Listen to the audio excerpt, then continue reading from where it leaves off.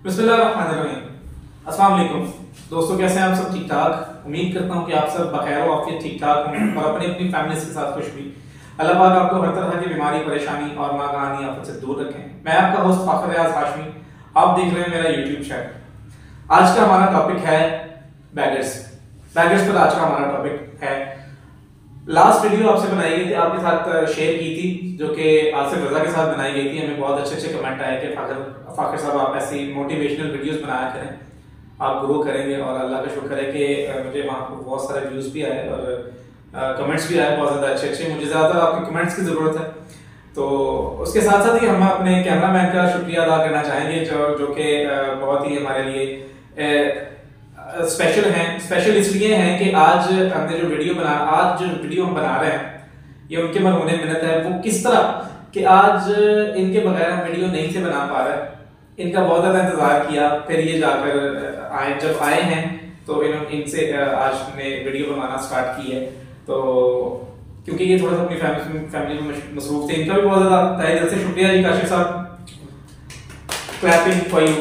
अच्छा जी, तो आज का हमारा टॉपिक शुरू करते हैं जी, बैगर्स पर। तो पहले जी चाचू आसिफ की तरफ आएंगे। आसिफ साहब, कैसे हैं आप सब? शामिल और भी कैसे सब उम्मीद करता हूं ठीक होगी। अल्हम्दुलिल्लाह ठीक ठाक, सब खैरियत से ही होंगे हमारे व्यूअर्स। अल्लाह पाक हमेशा इनको ठीक ठाक रखे। क्या कहते हैं आज आप, ये जो हमारे हर सिग्नल पर बैठे होते हैं या हर गली में नुक्कड़ पर जो मांगने वाले बैठे होते हैं, क्या आपको लगता है कि ये क्यों बैठे होते हैं? ये मजबूरन बैठे हुए हैं या इन्होंने अपना शेवा बना लिया है या आदतन मजबूर होते हैं ये लोग? असल में इनको ये लगता है कि ये बहुत इजी काम है और जो डिजर्विंग पर्सन होते हैं उनका भी हक ये खा है। ठीक है, ये ज्यादा तो तर लोग हैं वो शौकिया बैठे हुए हैं और इजी इनको लगता काम के हाथ खिलाना, लेकिन अपने इज्जत नफ्स खत्म करके हाथ खिलाना भी डिफिकल्ट होता है, बहुत मुश्किल होता है इज्जत नफ्स खत्म करके अपना हाथ खिलाते हैं। लेकिन जो डिजर्विंग पर्सन होते हैं उनका हक भी वो मारते हैं। ये इन्होंने हकदार को भी पीछे छोड़ दिया है, मतलब हकदार का भी हक खा रहे हैं ये लोग। अच्छा, बहुत सारे जो ऐसे लोग होते हैं जो कि मजबूरन मांगते हैं। कुछ लोग ऐसे होते हैं जिन्हें औलाद ने जवान होने के बाद अपने माँ बाप को घरों से निकाल दिया होता है। कुछ लोग वो भी होते हैं ऐसे, बिल्कुल ठीक है ना, उनकी मजबूरी है। ठीक है, पाकिस्तान में कुछ ऐसे शेल्टर होम्स भी नहीं है, ओल्ड एज होम्स भी नहीं है पाकिस्तान में, कम से कम नहीं है, कम से कम है, ज्यादा से ज्यादा होने चाहिए। लाहौर में एक मैंने देखा था, ग्रीन टाउन वाली साइड पर एक मैंने ओल्ड एज होम देखा है, सिर्फ वहीं पर एक देखा मैंने, और पूरे पाकिस्तान में मैंने कहीं सुना भी नहीं है। फैसलाबाद तक भी नहीं मैंने सुना। फैसलाबाद पाकिस्तान का बहुत बड़ा शहर है, फैसलाबाद में भी मैंने नहीं सुना है कि कोई ओल्ड एज, मतलब क्या कहते हैं कि बुजुर्गों के लिए घर हो कोई, उनकी रखवाली के लिए, जिस तरह हुकूमत की तरफ से ये बनाए जाते हैं, हुकूमत की तरफ से बनाए जाने चाहिए। तो ताकि अच्छा, हमारी आजकल की औलाद करती क्या है, खुद तो बड़े हो गए, अपने माँ बाप का एहसान भूल जाते हैं, उन्हें घरों से निकाल देते हैं, फिर वो लोग मांगने पर मजबूर होते हैं। क्योंकि उन्होंने भी कुछ खाना होता है ना, अपने पेट की खातिर फिर हाथ पे। बिल्कुल ऐसी है वही बात कि एक बाप जो है वो अपनी 5 औलादों को पाल रहा है, और 5 औलादें हों भी बेटे ही, ठीक है। और जब बाप बूढ़ा हो जाए, वो जब खुद 5 के 5 बेटे उसके उस बाप के खुद बाप बन जाए, तो अपने बाप को छोड़ दें, अपनी आखिरत को भूले हुए। अपनी आखिरत की बात तो छोड़े, आखिरत तो दूर की बात, वो अपने आप को इस लेवल पर अगर सोच के देखें ना कि हमने भी इस एज में जाना है, हमारी औलाद भी हमारे साथ ऐसे कर सकती है, तो मेरे साथ मेरा ख्याल है कि कभी भी नहीं होगा पॉसिबल, ये कभी भी नहीं होगा कि कोई औलाद अपने माँ बाप को घर से बाहर निकाले। देखिए कि मेरी कंडीशन क्या है, अल्लाह नोज बेटर कि इस कंडीशन में जो अपनी मेहनत करके घर में बैठ के मेहनत में कर रहा हूँ, अल्लाह का शुक्र है कि इतना मजा आता है अपनी मेहनत करके। जो लास्ट में मंथ में मुझे सैलरी मिलती है उसका इतना मजा आता है कि अपना कमा के खाने में बहुत मजा और पीस ऑफ माइंड नींद आती है। मैं आपको बता रहा हूँ कि चाचू को तो थोड़ा सा अफेक्ट है ना, थोड़ा सा प्रॉब्लम है ना, आसिफ रजा साहब को तो थोड़ा सा प्रॉब्लम है, जैसा तो पूरा साइड में खराब है, लेफ्ट साइड खराब है, अल्लाह माफ करे, अल्लाह बुरे वक्त से बचाए। बिल्कुल, अल्लाह माफ करे, अगर अल्लाह माफ करे। चाचू जी गुस्सा ना कीजिएगा मेरी बात का, कि अगर चाचू इशारे पर खड़े भी हो जाए ना, तो इन्हें किसी ने कुछ नहीं कहना, जबकि अल्लाह पाक माफ करें ना। अल्लाह मैं कहता हूं जा रहे हैं सर, नहीं, मैं सिर्फ एक मजाक की हद तक भी बात नहीं कर रहा, मैं एक सीरियस बात कर रहा हूं कि अगर चाचू भी कहीं जाकर इशारे पर खड़े हो जाए ना, ये इनका फिजिकली जो होता है ना, ये जो इनका हो गया, अल्लाह की तरफ से हो गया प्रॉब्लम, इनको तो लोग हंस के देंगे, पर ये अल्लाह का शुक्र है कि घर पे बैठे कमा रहा है इंसान। ये मैसेज उन लोगों के लिए है जो हर चीज होने के बावजूद, मतलब जिनके पास आंखें भी हैं, बिल्कुल सही हैं देखने के लिए, कट्टे लोग हैं, समाज भी बिल्कुल सही है उनकी, हाथ बाजू भी उनके बिल्कुल ठीक है, टांगे भी बिल्कुल ठीक है, तो वो ड्रामेबाजी पे लगे हुए हैं, वो मांगने पे लगे हुए हैं।